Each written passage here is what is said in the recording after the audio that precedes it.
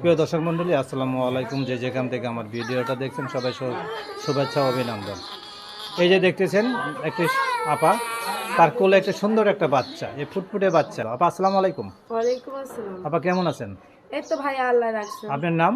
আমার নামটা হচ্ছে জান্নাতি। এই যে বাচ্চা দেখতেছি কোলে, এটা কার? এই বাবুটা আমারই। কি জন্য আপনি ভিডিওর সামনে আসলেন? ভিডিওর সামনে আসছি অনেক কষ্ট করে। এই বাচ্চার আব্বা যখন পেটে আসছিল, মানে বাচ্চাকে ফালাইতে চলে গেছে, মানে আমাদের ফালাইতে ডিভোর্স দিয়ে চলে গেছে। কত বছর হলে বিয়ে হয়েছিল আপনার? মেলা দিন হয়েছিল। এই বাচ্চাটা হয়েছিল তো দেখতে দেখতে আসে নাই। বাচ্চাটার বয়স চলতেছে 5 মাস। 5 মাস। তো বিয়েটা কে দিয়েছিলেন? বিয়েটা দিয়েছিল এই বাবা মার পছন্দই দিয়েছিল। তো বাবা মা কি দেখে শুনে বিয়ে দেয় নাই?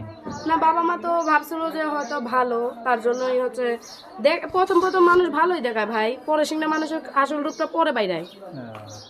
তে আপনি এখন কি বলবেন বলেন? এখন বলার জন্য আসছি যে কোনো ভাই যদি মানে আমার বাচ্চার আমার দায়িত্ব নিয়ে যদি আমাদের পাশে থাকে, তাইকা যদি আমার বাচ্চার খরচ আমার খরচ দিয়ে আমাদের পাশে থাকে, এরকম মানুষ পাইলে হচ্ছে বিয়ে শাদী বসবো।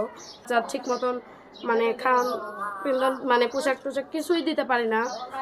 মানুষের বাসায় কাজ করতাম তো একটা সেলাই মেশিনে, তো এখন বাচ্চাটারে নিয়েই যাইতাম। পরে কাজটা আমার হচ্ছে চলে গেছে, চলে যাওয়ার পরে এখন মানে বর্তমানে আমি বেকারই আছি। বাচ্চাটারে নিয়ে চলতে ফিরতে খুব কষ্ট হচ্ছে। এখন কার কাছে থাকেন আপনি? এখন থাকি এই খালার কাছে। খালার কাছে?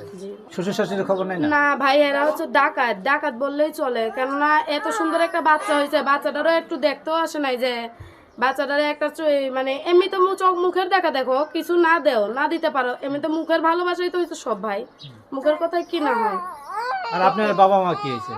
আমার বাবা মা, আমার নিজের আম্মু মারা যাওয়া, আমার বাবা আরেকটা বিয়ে করছে, বাবাও ভালো না, বাবা বিয়ে করে চলে গেছে, যার যার সংসার শেষে সাজিয়ে নিয়েছে। আমার লাইফটাই অনেক কষ্ট কাটছে। প্রিয় দর্শক মণ্ডলী, ওনার কথাই জানা গেল। দেখেন ছোট্ট একটা বাচ্চা, এমন কোনো দরদি থাকে না। এই এই ছোট্ট একটা বাচ্চা রেখে কেউ চলে যেতে পারে? তাই এমন কোনো দরদি থাকেন, তাই বাচ্চার দিকে মুখের দিকে তাকায়, তার দিকে তাকায় না, তাই বাচ্চাটার মুখের দিকে তাকায় যে তার হেল্প করতে পারবেন, কি সাহায্য সহযোগিতা করতে পারবেন।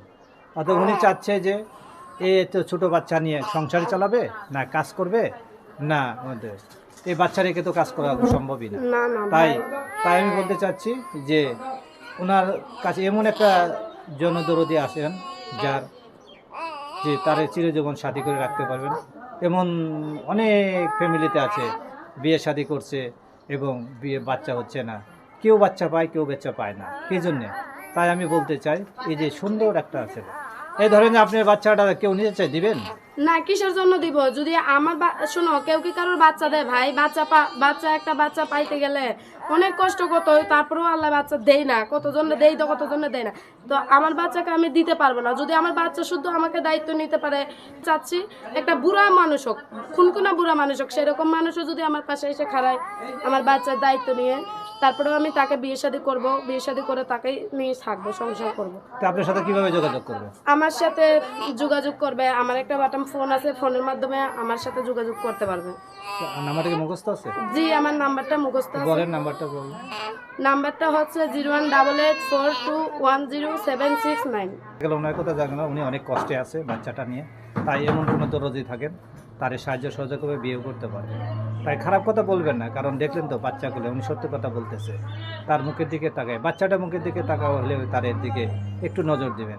সবাই ভালো থাকেন, সুস্থ থাকেন এবং 5 ওয়াক্ত নামাজ পড়বেন, নামাজ রোজা করবেন, আল্লাহর কাছে দোয়া করবেন, অবশ্যই আশাটুকু পূরণ হবে। ভালো থাকেন। আরেকটা কথা দর্শক ভাইদের কাছে বলার আছে, দর্শক ভাইরা তোমরা যদি সত্যি আমার পাশে খাড়াও, আমার বাচ্চার দায়িত্ব নিতে পারেন, তাহলে আমার সাথে কথাবার্তা বলিয়েন।